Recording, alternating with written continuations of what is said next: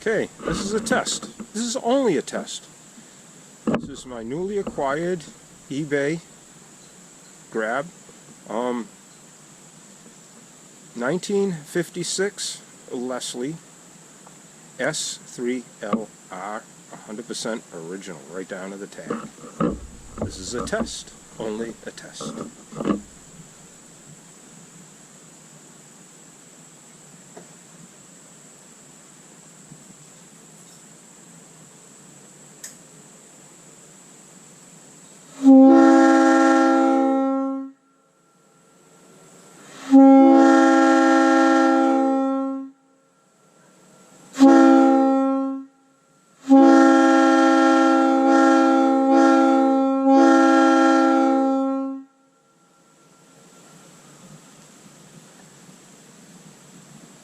It don't sound too bad for sitting on the back of the truck.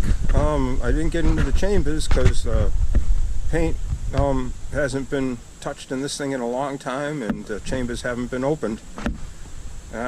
Looking down the throats of the bells, there's a lot of gunk inside, so I may just open them up, clean them up, put them back together. Alright, this was the first test. 1956 Leslie S3LR.